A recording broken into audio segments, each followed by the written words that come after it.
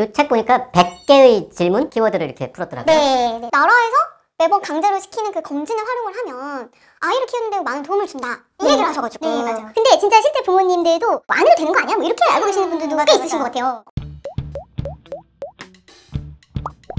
멀쩡한 의사들의 본격 재능 낭비 프로젝트 나는 의사다 시즌 4 보이는 보이는 라디오입니다. 네, 이번 시간에도 서울의료원 소아청소년과 예혜령 과장님 모시고 내가 맞다고 생각하고 있던 육아상식 중에 잘못된 것들에 대해서 애매한 거. 네, 좀 애매한 것들. 네네. 자, 콧물약을 빨리 먹어야 중이염이 예방된다. 네. 그거 맞는 거 아니에요? OX. 네. 정답은 X! 아니 왜요? 귀인데 중이염은 코랑 코는 귀랑 연결돼. 이렇게 생각하시는 분들 되게 많아요. 지난번에 콧물약을 초장에 세게 썼더니 중이염에 안 걸렸는데 그 전에는 콧물약을 늦게 썼더니 중이염에 걸렸다. 이렇게 얘기하시면서 그런 말씀을 초장에 하시네요. 잡아야 되니까 오늘 당장 센 콧물약을 달라. 이렇게 얘기를 하시거든요. 네. 정말 증상이 미약한데도 불구하고 실제로는 전혀 예방 효과가 없고 오히려 좀 부작용이 더 있을 수 있다라는 게 이제 팩트입니다. 네, 그래서 저는 아이의 그 중이염과 상관없이 콧물이 날 때는 아이가 증상 때문에 힘들어하는지 증상의 그 정도에 따라서 이 약을 처방하고 있습니다. 다음 질문. 열이 많이 나면 뇌가 망가진다. 그래. 이거 많이 나면이 어느 정도예요? 네네네. 40도?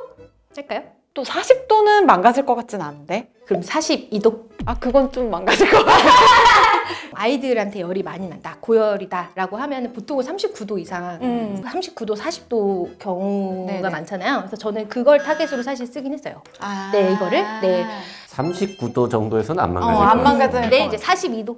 솔직히 42도까지 올라가는 경우가 있어요? 없죠. 네. 그게 포인트예요. 아까 42도라고 했을 때 놀랬잖아. 그런 체온을 들은 적도 없는데. 그쵸, 맞아요. 사람은 네. 저 항온 동물이라서 그쵸. 도마뱀이 아니기 때문에. 42도까지 올라가지 않습니다. 근데 부모님들도 아실 거예요. 아시는데 아이가 계속 올라가니까 집에서 잘못될까봐 새벽에 이제 응급실에 뛰쳐오시는 거죠. 정확한 체온은 사실 항문으로 재야 되는 거고. 아니면 여기 저 무슨 저 뜨거운 방바닥에 애가 귀를 이렇게 오래 대고 있었다거나. 맞아요. 부정확한 체온일 수 있어요. 실제로 42도라고 하더라도. 그러니까 진짜 아이 심부 체온이 42도 올라가는 경우는 사실 정상적인 뇌를 가진 아이라면은 불가능하다. 근데 이제 저는 새벽에 이제 응급실에서 많이 뵀었고 네네네네. 지금도 많이 뵙고 있고 해서 사실 좀 안타까운 마음에, 왜냐면 밤에 새벽에 열이 난다고 이제 데려오시면 응급실에서 중증 환자가 아니기 때문에 별로 뭐 처치가 없어.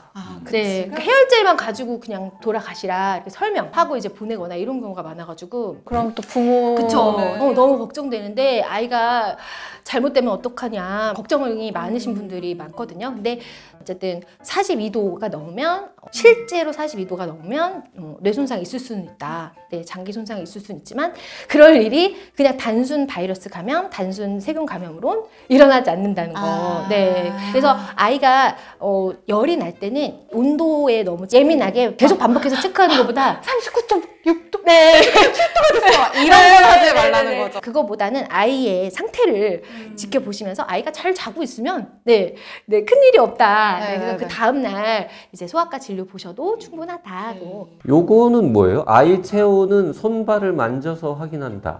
아이 체온을 체온계로 재지 누가 요새 손발을 만져서 확인? 외출했을 때 아이가 외출했을 때. 너무 아이들을 이렇게 과보온한다고 해야 되나? 겨울에 애를 꽁꽁 싸매서 나간단 그래가지고 말이죠. 근데 이제 그때 좀 더 정확한 아이의 상태를 보시려면은 말초의 이제 특제 부위를 보시는 것보다는 이 목덜미 안쪽.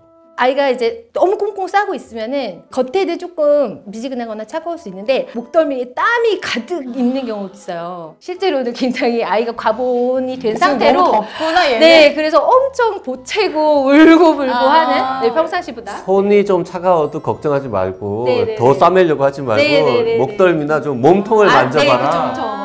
몸통이 땀이 삐질삐질 나고 있으면 네네네. 손 좀 차가운 거는 괜찮은 네네네. 거다. 요거는 내가 답 알겠어. 아이는 생후 3개월 이후부터는 통잠을 자야 한다. 어휴, 3개월 이후부터 통잠을 자주면 얼마나 좋아. 이게 100일의 기적이라고 해서 이때부터는 좀 길게 자거든요. 네. 3개월 이후부터는 수면 시간이 좀 길어지는 거는 팩트인 거죠. 네네네. 3개월 이후부터 이 수면 그 밤낮 주기가 네. 생기고 멜라토닌의 분비가 이루어진다. 근데 이제 그게 개인차가 되게 커요. 3개월 이후에 확 달라지는 건 아니고 낮엔 잘 자고 밤에만 잠 안 자고 이런 애들도 있죠. 밤 수면이랑 낮 수면이랑 조금 차이가 있다고 하는데 낮 수면은 좀 더 환경적인 영향이 있고 밤 수면은 좀 아이가 타고난 기질과 성향에 따라서 수면 습관이 생긴다라고 되어 있고요. 근데 어쨌든 3개월은 조금 빠르고 6개월, 9개월 이후가 되면은 타고난 것보다는 네. 환경적인 영향이 점점 더 커진다라고 되어 있긴 해요. 우리 써니 조리원 동기 18개월 아들 잠 그렇게 안 자서 걱정이라고 그 사연 받았잖아요. 네네. 그 얘기 좀 해봐요. 네. 그러니까 어느 정도 안 자는 거예요? 어느 정도 안 자냐면 지금 18개월, 이제 19개월이죠. 일단 낮잠을 안 자고요. 밤 12시에 자요. 19개월이? 네. 언제 깨요? 새벽에 막 깨고 그래요? 네, 새벽에 깰 때도 있고 짧게 자고 일어나기도 하고 특히 그러니까 애가 안 자려고 한대요. 제가 얘기 들어보니까 일단 불면증이 있어 보입니다. 아기가요? 네. 아기 불면증도 네, 아기 있어요? 불면증 있어요. 지금 일단은 근데 이 아기의 불면증 원인에 대해서 좀 한번 살펴보긴 해야 될 것 같아요. 저희가 이제 자세한 내용은 먼저 드리긴 했습니다. 네. 네네네. 지금 우리 조리원 동기 친구 네. 이거 얘기 들어보니까 아버님이 네네네. 이제 워낙 잠이 없으시다고. 네, 그 시댁 쪽이 잠이 아, 없대요. 유전이야? 뭐 저희가 이제 18개월 정도 되면은 뭐 11시간에서 14시간 정도 평균으로 되어 있고 뭐 플러스 마이너스 1시간인데 사실은 되게 개인차가 큰 것 같아요. 이 필요한 수면 시간이 네. 아이들마다 네. 수면 시간 자기한테 필요한 시간이 적은데 다른 아이들이랑 똑같은 시간표로 재우려고 하면은 나는 잠이 안 오는데 자꾸 재우려고 하고 계속 각성이 일어나고 그러면서 점점 더 지연되고 이제 악순환이 일어나는 경향이 있는데 일단은 아이한테 필요한 수면 시간을 좀 찾아야겠다 그 생각을 했거든요. 이 아이가 피로감이나 주간 일상 활동에 영향이 없는 그 적정한 수면 시간이 하루 토탈 몇 시간인지 그거를 알아내는 게 일단은 첫 번째일 것 같아요. 그러니까 이 시기에는 11시간에서 14시간 잔다면서요, 네, 네, 평균. 네. 근데 10시간 자는 애도 있을 거 있을 수 아니에요? 있어요. 수 있어요. 그러면 만약에 얘가 체질적으로 10시간만 자는 아이면 그럼 굳이 얘한테 그렇죠. 불면증이라고 그렇죠. 할 필요가 없지 맞아요. 않냐는. 맞아요. 이렇게 생활을 하는데 아이가 어린이집에서 너무 잘 놀고 밥도 너무 잘 먹고 주간 집중력 그리고 아이의 그 감정 조절, 충동 조절 이런 것도 그냥 다른 아이들이랑 비슷해. 그러면은 아이한테 필요한 수면 10시간일 수 있어요. 원래 지금 어른 불면증도 본인이 불편하지 않으면 병원에 안 가요. 네네네. 부모님이 생각하는 시간과 수면 시간과 아이의 실제 필요한 수면 시간의 차이, 괴리. 네, 그것도 원인이에요. 네, 그래서 그렇다고 하면은 이 아이가 10시간이 필요하구나. 이렇게 생각을 하고 이제 세팅을 하면 돼요. 지금 일단 저는 이제 조금 도와주고 싶은 거는 아이를 재우는 게 너무 힘들잖아요. 맞아요. 네, 그래서 이제 이런 경우에는 이제 아이가 실제로 자는 시간에 들어가는 거예요. 실제로 자는 시간? 그러니까 1시간 반 동안 등을 긁어주잖아요. 네네. 근데 실제로 잠이 드는 시간을 중심으로 수면 의식이 들어가는 거예요. 한 2, 30분 전에. 2, 30분 전에. 11시 반에 수면 긁어주기 그렇죠, 시작하는 그렇죠. 11시 반부터 긁으면 30분만 긁어도 된다는 거죠. 수면 효율이라고 하는데 효율이 굉장히 떨어진 거거든요. 그렇죠. 12시에 잠이 오는 아이를 9시, 10시에 들어가면 근데 저는 좀 도와드리고 싶은 게 이 아이가 이제 9시에 어린이집 가잖아요. 네네. 기상 시간이 좀 느린 것 같아요. 아, 일찍 깨우는 방법도 네, 있겠구나. 근데 요거를 앞당기는 거죠. 엄마도 12시에 자면 너무 힘들 것 같아요. 그래가지고 이걸 당기는 방법도 있어요. 이게 이제 아이가 실제로 자는 시간을 기준으로 해서 들어가잖아요. 네, 그러고서 그 다음날에 깨울 때 좀 빨리 깨운 거예요. 30분씩 또 익숙해지면 1시간 이렇게 그렇게 땡겨. 깨는 시간을 조금씩 당기면 그쵸. 애도 그러니까- 피곤하니까 조금 일찍 자게 네, 되겠지. 그래서 이 올빼미 이 가족의 사이클을 조금 앞으로 앞으로 당긴다. 당기는 방법. 그러니까 지금 총 시간이 네, 남들보다 1시간 정도 짧은 거는 괜찮은 것 괜찮다. 같은데. 네네네. 그리고 저는 또 도와주고 싶은 게 이 엄마가 애착 인형이 되어버렸다. 오, 맞아요. 엄마가 안 보이면 울고 그래요. 그러니까요. 그래가지고 조금 이제 시간이 걸리기는 하지만 아이가 뭔가 만지작 해서 아이가 좀 진정할 수 있고 차분해질 수 있는 그런 물건을 좀 찾아주는 게 좋을 것 같아요. 애착 인형 같은 그쵸. 그런 애착 인형, 거. 애착 베개, 애착 이불.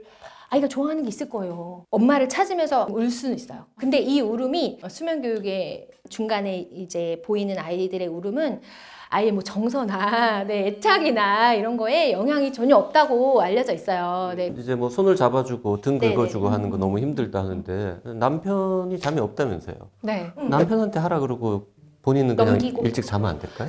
근데 이제 애착 인형이 애착이 그렇게 쉽게 바뀌지가 않더라고요. 아 그래요? 아버님은 조금 촉감이 네. 아, 그게 진짜 영향이 있는 거예요? 그래도 아이들이 보통 애착 인형, 애착 이불 같은 게 이렇게 부들부들한 거. 맞아요. 부들부들 말랑말랑 해야 그죠, 되는데 맞아요. 그 느낌 아빠들은 있어요. 좀 아이들이 좋아하는 거. 그래서 아빠는 안 되지. 아빠에겐 좋은 소식이네요.